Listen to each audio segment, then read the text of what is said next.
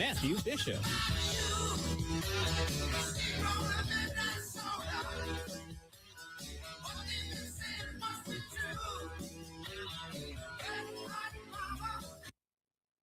All right, ladies and gentlemen, welcome back here to the Full Story on WYAB 103.9. So I'm only coming to you for 1 hour this Saturday, and that's how it's going to be for the time being.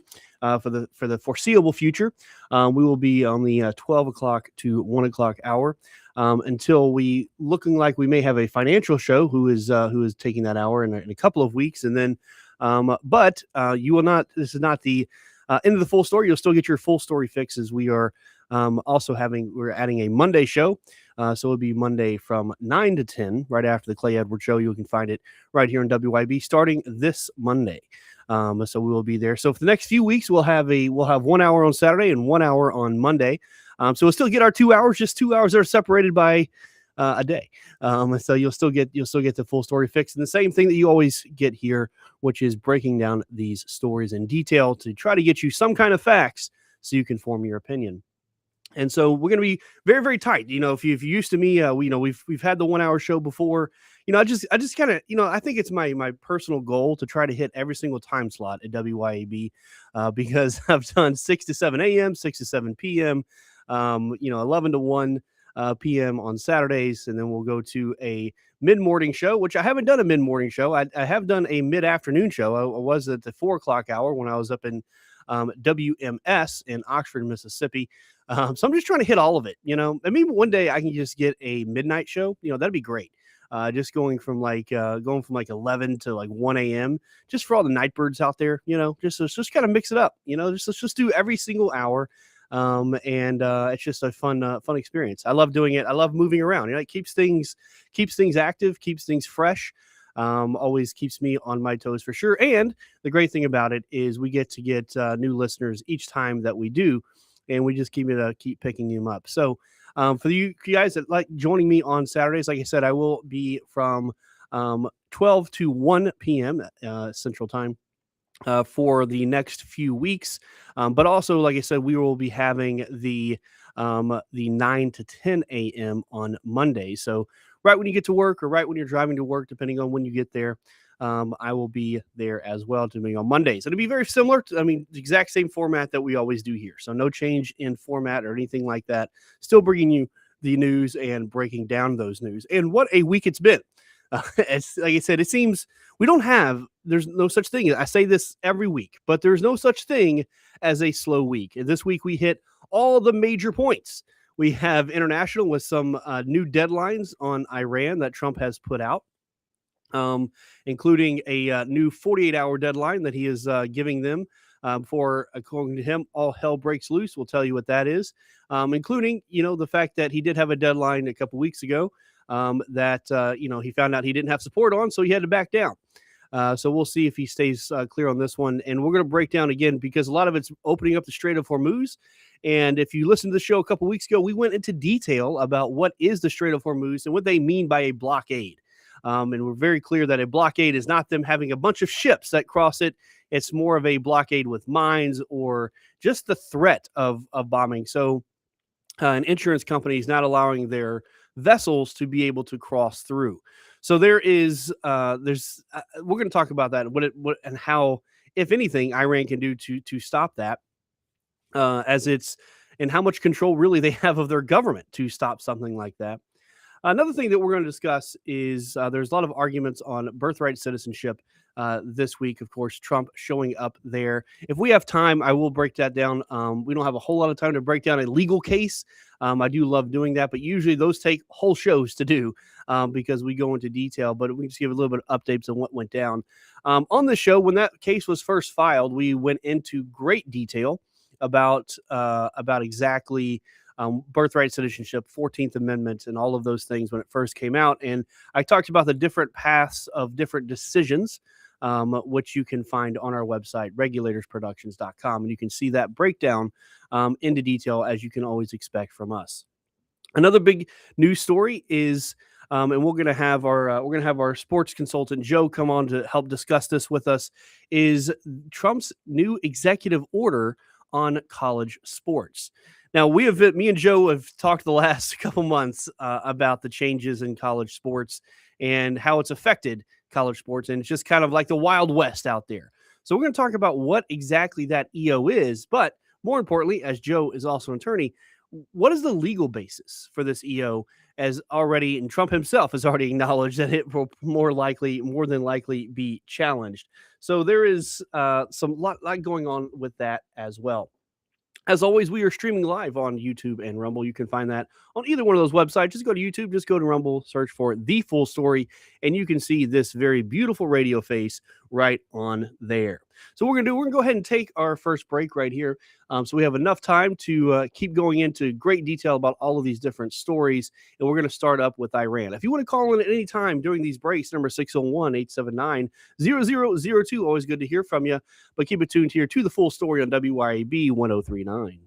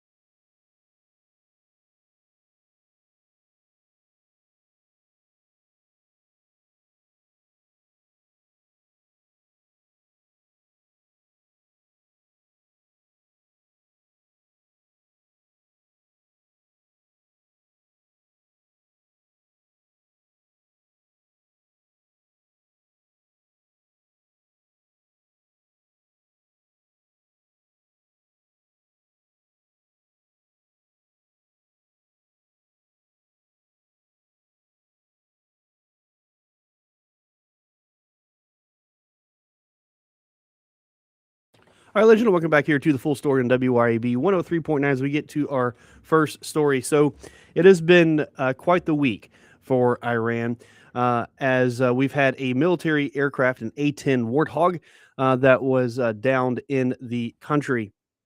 And this has not happened. This is the first time that an American jet has been downed in more than 20 years. Iran shot down I'm sorry. Iran shot down a U.S. F-15E Strike Eagle fighter jet Friday, with one serviceman getting rescued and the search still underway for the second. Iranian state media also said a U.S. A-10 aircraft was crashed after being hit by defense forces. So a little bit of confusing things there.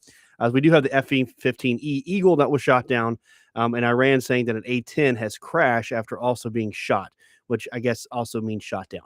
That was the language that I had there. But the last time that a U.S. warplane was shot down by enemy fire was an A-10 during the 2003 U.S. invasion of Iraq. And that was according to retired Air Force Brigadier General Houston Cantwell, who was actually a former F-16 fighter pilot.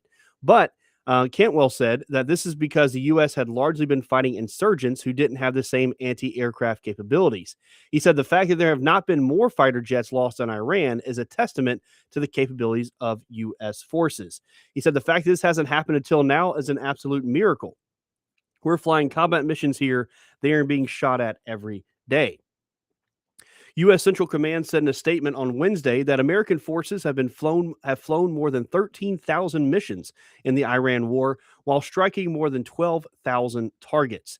After more than a month of punishing U.S.-Israeli assaults, a degrading Iranian military nonetheless remains a stubborn foe. Its steady stream of strikes against Israel and Gulf Arab nations have been causing regional upheaval, as well as rising gas prices, as we have all seen. Now, when it comes to an American dominance over American airspace, there's still a distinction between air superiority and air supremacy. So there's been a lot of confusion, I think, on that, because we have said that we have air superiority, right? But we never said we have air supremacy. And there's people who always say, they're lying to us. People, the administration's lying to us. They said we had this, and we get a jet shot down. But essentially, air superiority is when we essentially can fly, and there's really no other fighter jets around, right? There's no fighter jets to engage us. We can pretty much fly bombers in without being attacked by fighter jets. Air supremacy means we can fly without any kind of repercussions whatsoever.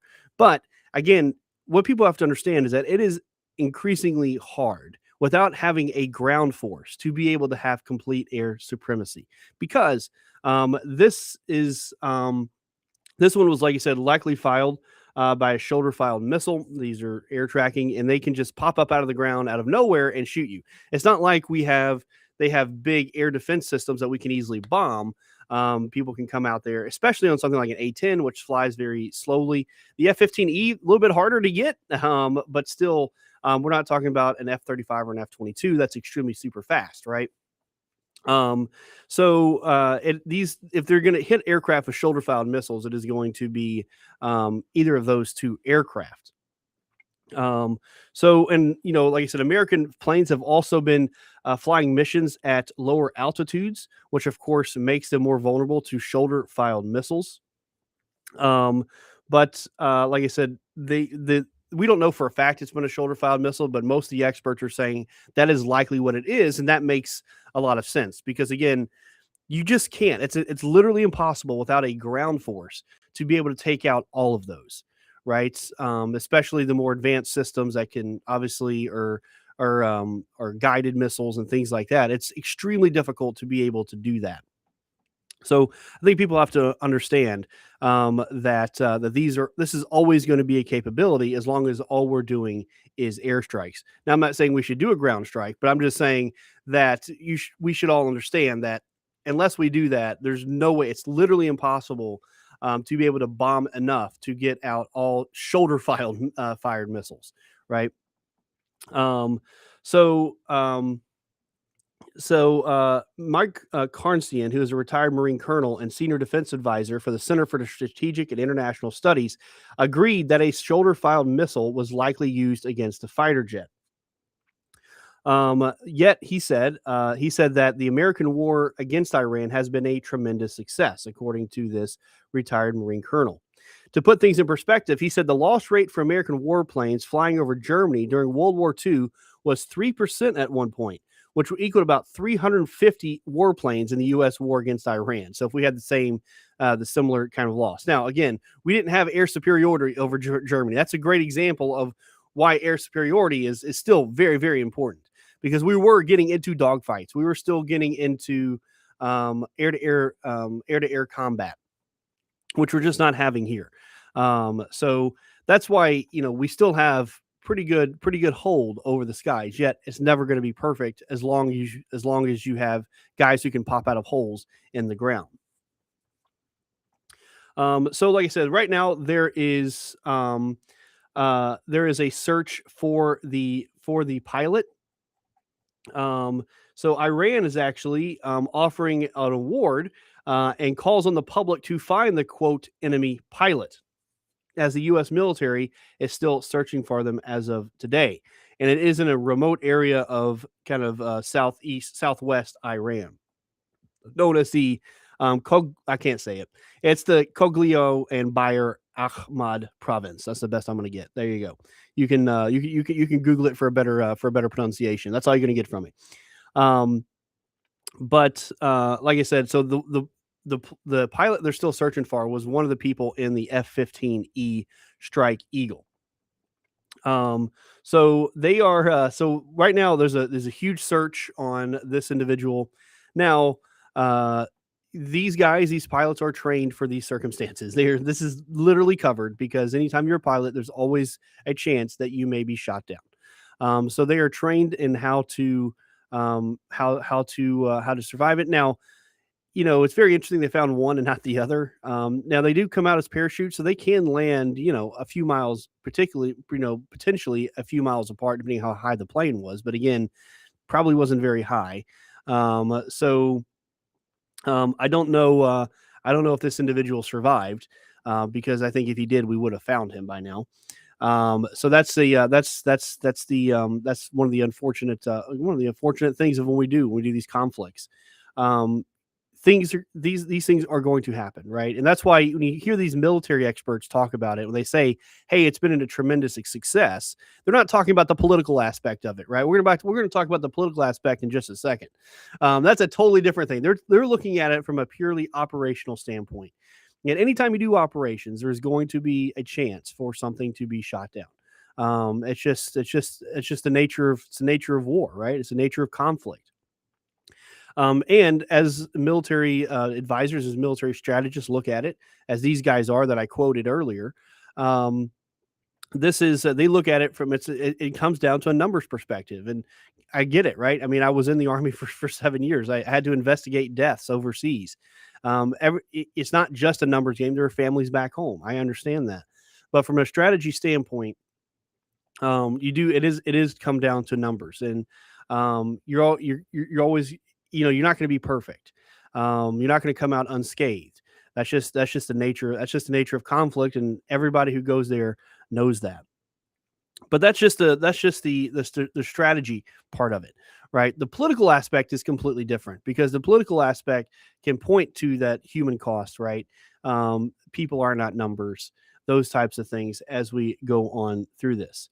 But today as well, an apparent Iranian drone damaged the headquarters of a U.S. technology company, Oracle, in Dubai, which is in the UAE. So again, their drones are still getting out, and they're still being able to be dispersed. And it's going to get to the point, and that's going to lead me to my next story, that you can only do so much with an air campaign. You just can. It's just only so much that you can do. And so now, Donald Trump has now threatened that there is 48 hours to make a deal or open up Hormuz before, quote, all hell will rain down. He said, quote, "Remember when I gave Iran 10 days to make a deal or open up the Hormuz Strait? Time is running out. 48 hours before all hell will rain down on them. Glory be to God," is what he wrote on Truth Social. He is it's interesting he says about the 10 days because he previously given them 48 hours and then it passed. So it's a little bit revisionist there on his part. Again, I present you guys the facts, right? That is a little revisionist on Donald Trump's part to say that. Not a little, it is revisionist. That's just what it is. But he has given them 48 hours to open up before all hell. I don't know what he means by all hell breaks loose. Because I mean, in reality, I mean, hasn't that already happened? So if there's any all hell to be broken, it's going to maybe have to be ground forces.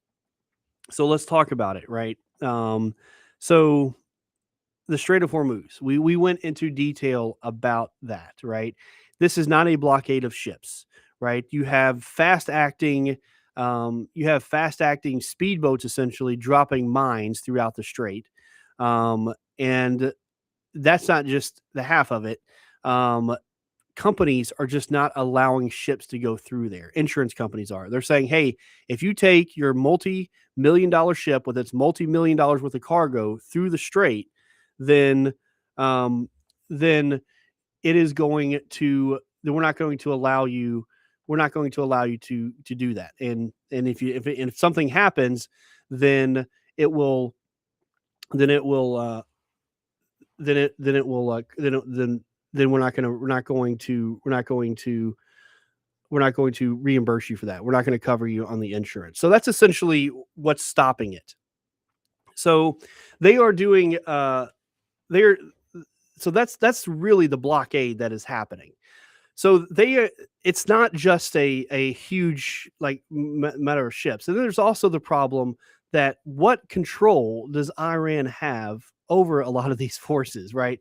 Well, it's kind of so you have the Islamic Republic, right? And you have the Islamic Guard, but what exactly are their control of some of these things? It's kind of hard to tell. We've still not seen their leader, the new Ayatollah. We have not seen him his face since he's been called the leader. So who's controlling things? It's questionable about when Trump talks about a diplomatic relationship. Who is he? Who are we actually negotiating with? Are we negotiating with Iran? Are we negotiating with some kind of opposition group? There's a lot of unknowns that that they're not telling us in that regard. So it's hard to say how successful any of this will be. Same thing with what he means by all hell breaking loose. Because are you talking about a ground force? And if you are talking about a ground force, what authority is the president going to have to do that, right? Because just sending in a few Marines, which the president can do, is not going to do anything. Again, we're talking strategic. We're not talking politics. We're talking strategy right now. Iran does have a large army, right? How much of that is still effective? We don't know. Right. But before the war, they had almost 1 million people in their army. We're talking about a large, significant force. So, as great as Marines are, they're very lethal. I'm sure they're better. I'm sure one Marine could take quite a many Iranians, but it does come down to a numbers game, as I mentioned before. And ground invasions are bloody. They're hard. And it takes a lot of manpower and some significant movement. The great example of that is the Iraq invasion of 2003 that we talked about, in which we landed with multiple divisions from the army, both traditional forces coming up from Kuwait to airborne operations from behind Baghdad. I mean, it was a full-scale invasion of ground forces, and we completely overwhelmed them. Right? We took Iraq pretty quickly. Now, of course, we then had to stay there for a long time afterwards. It's always the staying behind afterwards that's the problem. The taking over is never the problem. It's what happens after the takeover is always the problem. But if you're going to have to do something, that's what it's going to take. And for that, he needs Congress. He can't do that on his own. And it doesn't seem like he's going to have anything like that passed within 24 hours. 48 hours. We'll see. Like I said, we'll have our show on Monday at 9 a.m. Maybe we'll learn exactly what that happens. I'll be able to follow up with you, but it is no possibility that he can just do it by himself. Now, politically, is there any flavor, or is there any willingness for Congress to do that? That's a pretty big jump from Congress, right? For them to vote on it. And they can't even vote on a budget. So do you really think they're going to be able to vote on a war? No chance. Republicans can't agree on anything with each other. And of course, every single Democrat's going to vote against it, as they vote against everything. So that's Trump, I think, has put himself in a very difficult position because, again, in 48 hours, all hell breaks loose. Does that just mean more? Does that mean just more aircraft? Because that's not going. We're going to have the same results that we have right now. We've gotten to the point where we're just consistently bombing them. We can't. Maybe we can. I don't know. But it seems like we've put in all of our. We're doing thousands of missions, as I mentioned, hit thousands of targets. Seems like all hell's already broke loose from the air. What much more could we do outside of any kind of nuclear option, which is not going to happen? So that's. So if all hell breaks loose means ground forces, then if it's just a contingent of Marines, a few thousand Marines, all you're going to do is get Marines killed. And that's going to look really, really bad because it's not a significant enough force. You have to overwhelm them. So the only other option then is a full invasion, which would require a vote from Congress, which, like I said, is not going to happen.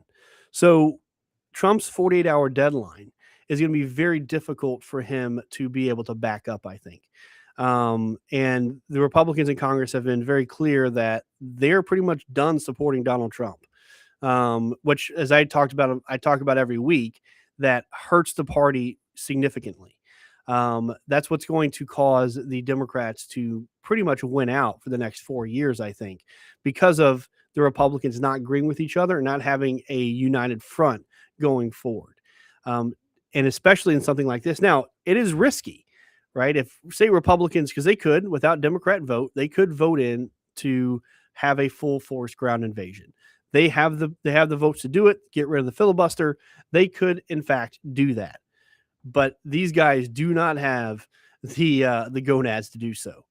They would be way too afraid to do that because it is risky, right? Because, there's no doubt in my mind, because I know our capabilities, right? There is no doubt in my mind if we did do some kind of full force invasion that we would overwhelm them. It's going to be harder than Iraq because Iran has a more significant army than Iraq. But there's going to be significant losses. Again, when I say significant, hundreds, right? We're not talking like we're going to lose or anything. I just mean we're going to lose a lot of guys. That's just the way ground invasions work. And so there's that political cost. There's no doubt in my mind that we could win that. Not even a hindrance in my mind that we could win that. But the political cost of that could be extremely high if it's not extremely successful. And a lot of Republicans in Congress, like I said, they'll jump out of a boat when there's just a little bit of water in, right? They have no loyalty whatsoever. So the fact that for them to vote on something that could be politically dangerous, no way they're going to vote on it. Which in turn, it's a lose-lose situation. Because in turn, by them not voting for it and them not supporting the president, and the president doing it on his own and then doing a half effort, also is going to look bad for the party, and they're going to lose their jobs. So all of this, in reality, works for the Democrats. The only way it could possibly work for Republicans is if they vote for something where all hell could break loose, and it's very successful. That's the only path that the Republicans have. Every other path leads to a Democrat victory politically. So that's why they're just sitting back and going to see how this goes, right? They're not going to offer any kind of support to the military, nothing like that. They want to see this fail so they can get back in power in the midterms and they can have Gavin Newsom as president in 2 more years. So that's I think the layout and how it's going to kind of play out. But we'll see what he means on Monday by all hell breaks loose. All right, we're going to take a break right here. When we get back, we're going to discuss Trump's EO on college sports. If you didn't call into the break, number 601-879-0002. Keep it tuned to the full story on WYAB 1039.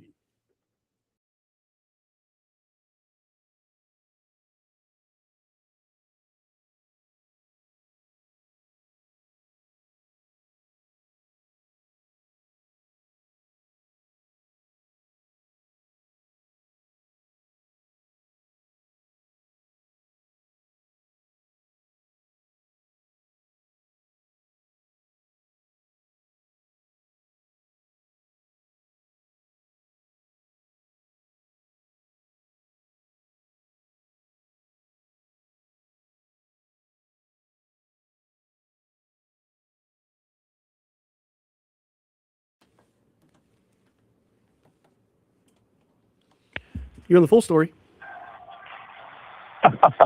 Hey, what happened to your first hour? Did you give it up to your Curran? No, he bought the first hour, so since he paid for it, he gets precedence. So I had to get down to the one. Well, man, you just need to come up and get a fundraiser or a GoFundMe or something so you can get your first hour back. Yeah, I know. It's hard to fit it all in 1 hour, I'm telling you. Oh yeah. Yeah, I'm gonna try to hit a podcast that my brother-in-law, who used to produce my little shows, is convinced me to do these little 5 and 10 minute quick hits and stuff. Mm-hmm. So I'm going to hit one about it's not just that you're not well represented. It's the fact that you aren't represented. You can't get access to your elected representatives. And I gave an example of trying to call Roger Wicker's office. His staff is going to insulate him from any criticism, any complaints or anything like that. Yeah. And he's definitely not going to hear it from his donors and absolutely not. Military industrial complex. Well, they don't want to hear. They don't want to hear from them, right? They don't actually hear from real people, right? That's the last thing they want. I tell people try it. Try calling. Yeah, it doesn't hurt. Doesn't hurt at all. When I talked to Roger Wicker's representative and was asking about the SAVE Act, he said, "Oh, he's a co-sponsor." I said, "No. Is he going to work to pass it?" Well, I just told you he's a co-sponsor. I said, "That's not the question I asked." Mm-hmm. Yeah, exactly. Is he going to work to pass it? And he said, "Well, you're going to have to call DC." And I said, "Listen, I just want to know where he stands. You work for him." He goes, "Listen, I got things to do. I'm going to have to get off this train." And then he just hung up on me. Oh man. Yeah, they don't actually want to answer it. I've tried multiple times, right? In the sense, it's always the same thing.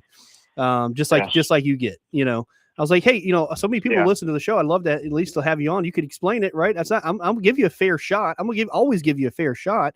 I am going to bring the facts out about your support and what you voted on. I'm not going to hold back on that. But I'll try to give you a fair shot, but always nothing. Yeah. Trump's executive orders aren't going to do much. Executive orders are an administrative function of the executive power. They don't carry the weight of law. It has to be based in law for anything to happen. Right. And since they haven't passed any laws dealing with it, it's a good guidance. And people may say, well, I'll try to adhere to it, waiting till to see if they keep it in the next administration. But nobody's going to really be. Well, that's what I keep saying is that he can only do so much with an EO. He needs this. And the crazy thing is we have support, right? Not support. We have Republicans on both houses. We can get anything we pass, but they just don't do it, right? It just makes it look so bad on the Republican Party. Yeah. Well, it started off with Thune saying we don't have the votes. Well, they didn't have the votes for the Civil Rights Act of 1964. And the then Senate Majority Leader bypassed the Judiciary Committee, brought it straight to the floor, and made the opposition debate for 60 straight days until it passed. Mm-hmm. Exactly. It's amazing what happens when people can't pass legislation because there's nothing else going on during that time. No, and then you start having donors and military industrial complex start complaining, hey, where's the money? I'm not getting any money right now. That's a great example with the Civil Rights Act 9. I may use that in the future because I think that's a great example of how to get things done. Right. And it had to be passed and they got Fox News won't question Thune. Fox News won't question Thune on that. Yeah. I've listened to all their interviews with him. Brett Baer wouldn't call him. I got to let you go. I got to let you go. We're about to be back on the air. Right. Appreciate your call, man. I'm listening in, bud. All right, bye.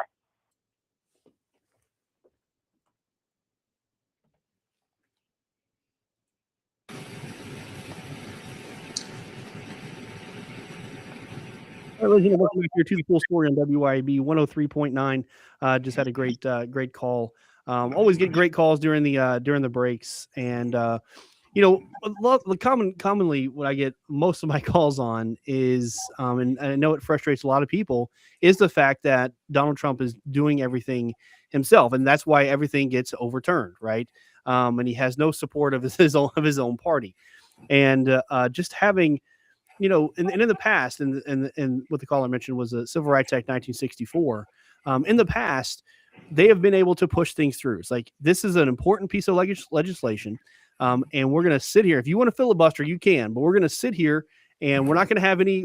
It's going to be a standing filibuster, and if you want it, we'll sit here for 60 days until it happens, but it's going to get passed. And that's exactly what happened.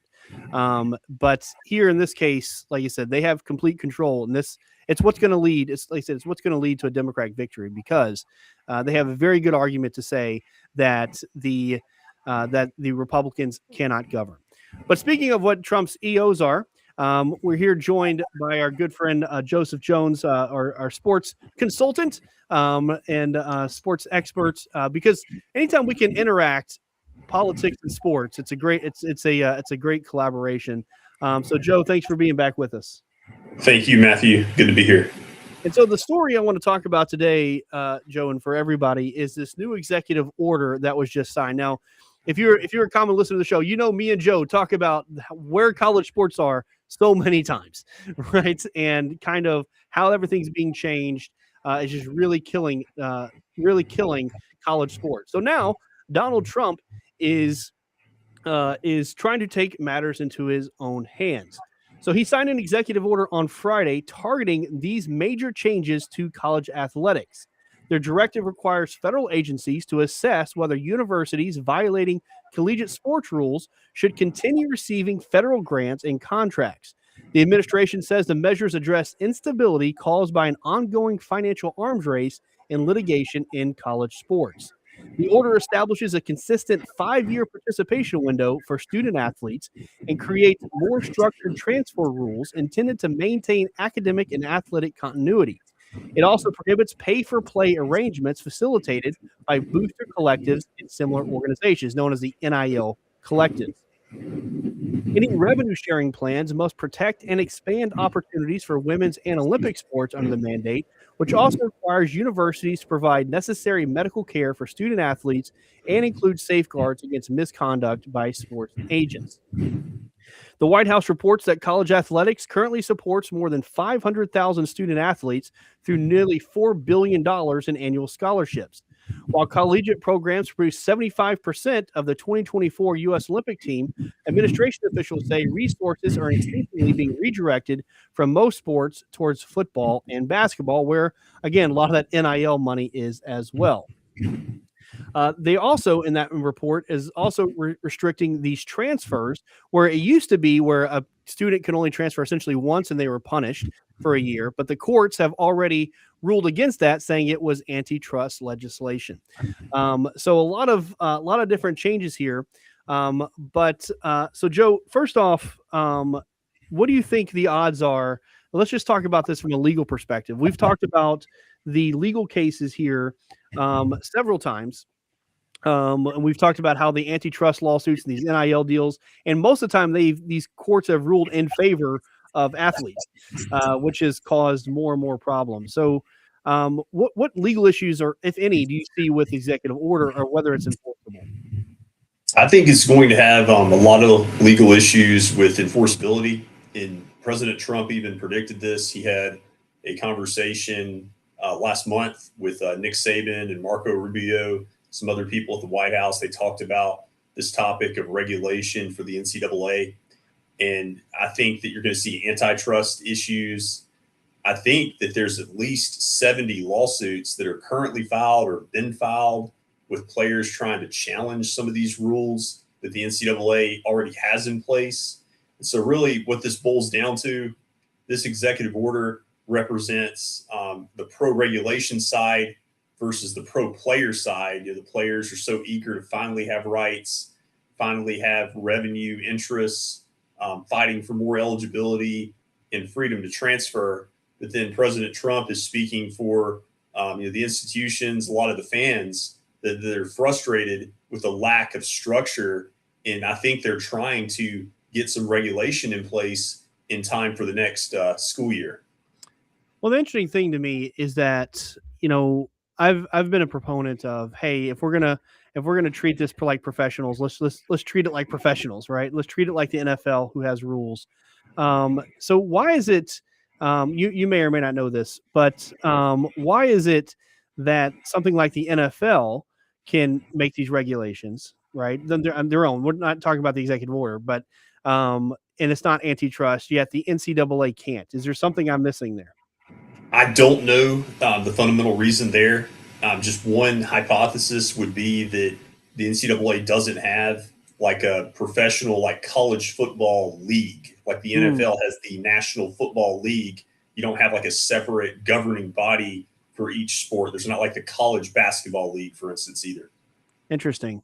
So maybe that could be the future of it, is NCAA having their own leagues per se. And obviously it's kind of funny these leagues, these professional leagues like the NFL, NHL, NBA, they're actually nonprofit organizations. I don't think people recognize that. They're more like associations, I guess is really what it's like. But it's interesting, like I said, that Trump has decided to take this executive order. I guess it's interesting to me that government would start to get involved with some of these sports to begin with.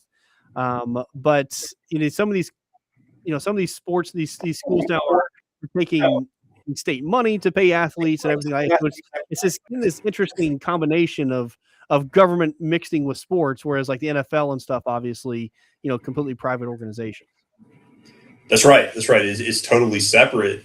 And I think it also just shows how the model was designed for amateurism, academics. And so at the point that you try to bring everything else into the picture, with athletics profiting, coaches profiting, players profiting, free agency, this is just kind of an implication of that.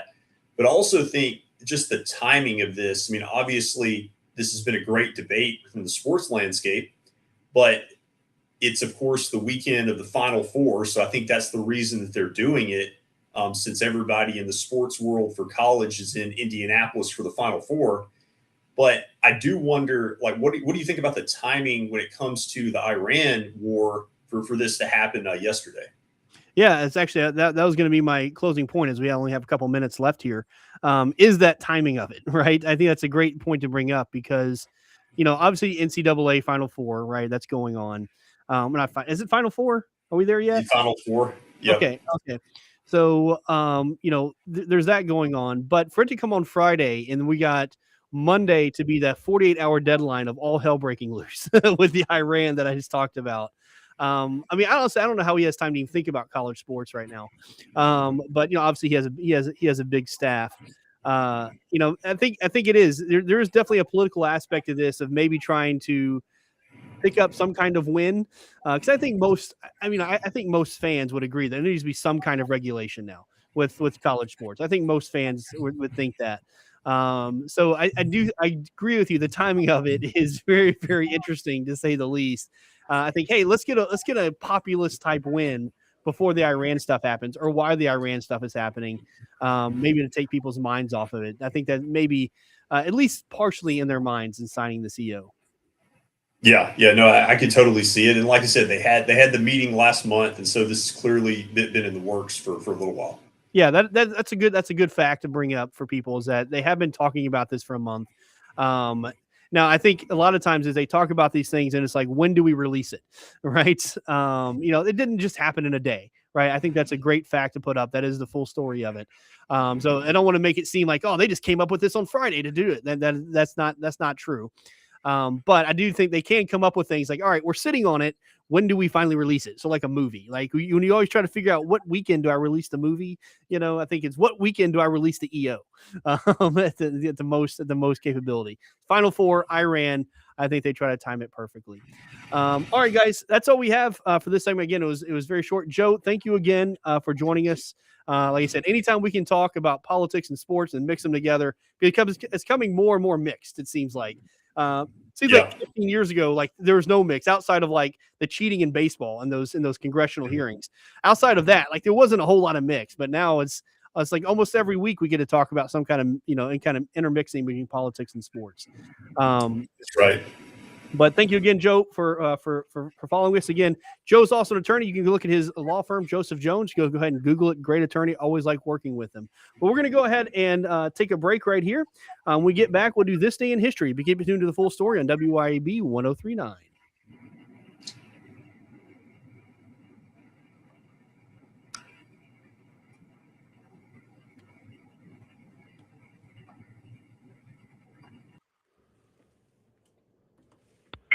You're on the full story. Hey, yes. Hi, this is Lisa. I've called before. Just quick, I didn't tune in until a little bit ago, so you might have already covered this about the birthright decision. Yes, ma'am. I know that it was. Anyway, is there any hope that we could pull that out? Just because the way they ask the questions, is that pretty much how that's gonna? What is your opinion on all that? Yeah, so I actually, when they first filed this, I went into detail a couple months ago when they first filed it. So the key question is the second part of the 14th Amendment that says that you have citizen by birth if subject to the laws of the United States, right? It's that second provision. I think it's really everything's going to rest on. So there have been opinions before that say children of diplomats are not citizens just because they're born here, right? Because diplomats are not subject to our jurisdiction. Right. So I think that's where the whole thing boils down to. Right. And they're obviously coming here. They're obviously coming here illegally. They can be deported. So if there's any kind of hope to it, I think there's that, right? They're essentially breaking the law by coming here. And if you break the law by coming here, then essentially that's not where birthright essentially comes from. That's, I think, go ahead.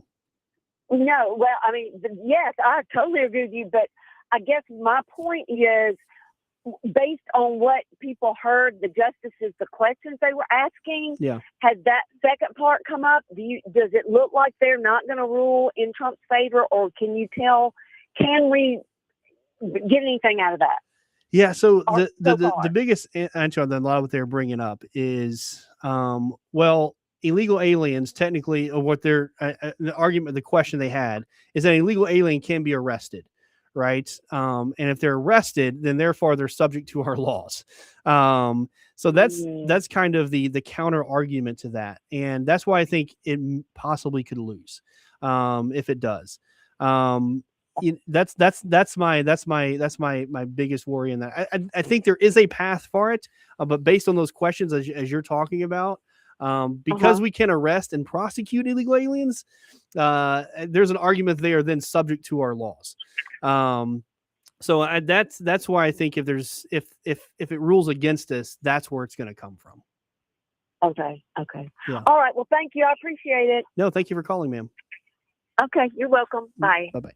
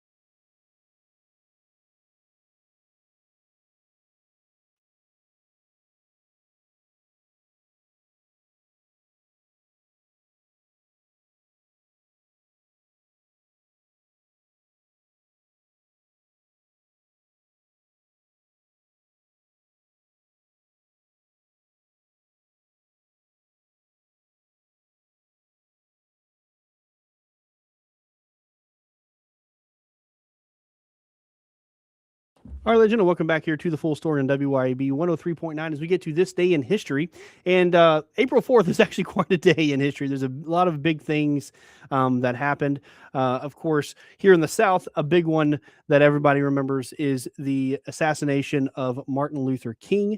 But another big one that I want to go more into detail about today, we all very familiar with the Martin Luther King one, but I did want to mention it because it didn't happen today, was the fact that NATO was formed. As this is goes into our Iran argument and what's going on in international news at the moment. So on April 4th, 1949, the world entered a new era of military alliance. So in Washington, D.C., 12 nations signed an agreement creating the North Atlantic Treaty Organization, known simply as NATO. The goal was clear: to stand together against the growing influence of the Soviet Union in the early days of the Cold War. And at the heart of NATO is the powerful idea of collective defense, meaning if one nation is attacked, all members are expected to respond. That commitment is written to Article 5 of the NATO Treaty, which is the alliance's most important rule. But joining NATO isn't automatic, and membership comes with strict expectations, many of which have not been followed by several nations over the last few decades. So become part of the alliance, you must have a functioning democratic government, which countries like Turkey, who are members of NATO, are very questionable whether they follow that. They must show a commitment to individual liberty and rule of law, also kind of a problem with Turkey. They must maintain civilian control of its military and be able to contribute to the security of the alliance. They also must spend a big part, 2% of their GDP on defense, a guideline meant to ensure all countries carry their share of the burden, which, of course, has not really been followed by a lot of these countries, as well as the fact that we've moved away, I think, from its original purpose, which was, again, to protect against the Soviet Union. That was always the point. Now, the last time that the collective defense, that Article 5 was called, was during after the September 11th attack, when America invoked Article 5. In which a lot of those countries did. Now, in the Iran war, Article 5 was not invoked because it was a preeminent attack. So therefore, we were not attacked, is how that goes. All right, that's all I have for you guys today. We'll see you on Monday, just 2 more days from now. I'll usually get to say that, and we'll have some more updates for you then. But until then, my name is Matthew Bishop, and you have heard the full story.